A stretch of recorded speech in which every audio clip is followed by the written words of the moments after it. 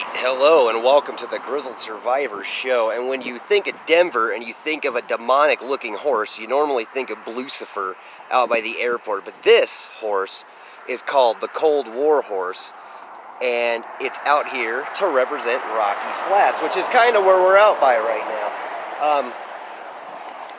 This guy, this sculptor, made this post-apocalyptic looking horse. And then you can see, if we come over here,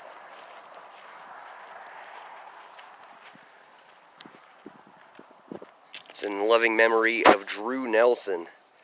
They also have a thing for you to share your experiences, and then these people are getting thanked for their generosity in putting this horse up here. I think this is an awesome sculpture.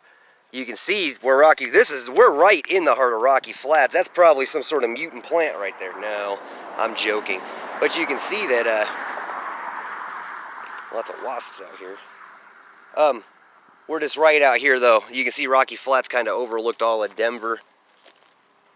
There's a million wasps out here, so we're not going to hang out here long. But if you come over to here, you can get this thing here. It says, this memorial was created to acknowledge the history of the Rocky Flats, its workers, and the surrounding community. Rocky Flats was a nuclear weapons production facility that had a huge influence during the Cold War for nearly 40 years.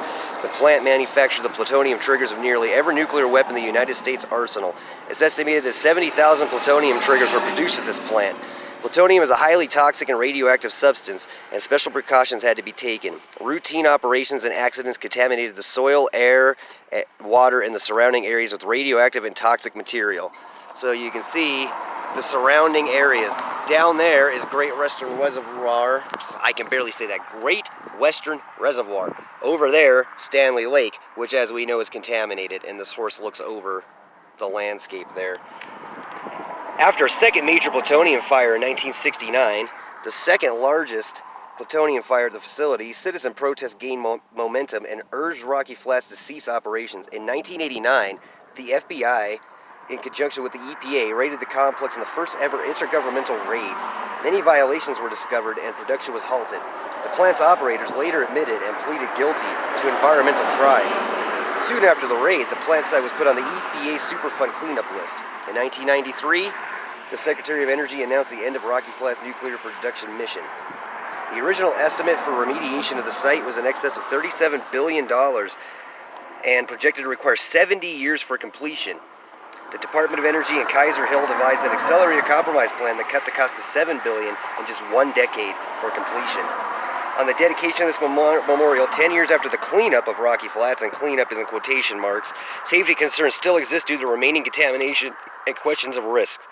Nonetheless, the history of this important national and international site and the workers who sacrificed so much have yet to be acknowledged by federal, state, or local governments. This memorial stands as a reminder of a history that we must not forget. And then you can go to the Rocky Flats Nuclear Guardianship.org, or also, as you know, RockyFlatsRightToKnow.org or VDoc.pro, or visit us here at Grizzled Survivor. And if you have any concerns about Rocky Flats, anything you want to talk about, you can always reach out to me or Greg.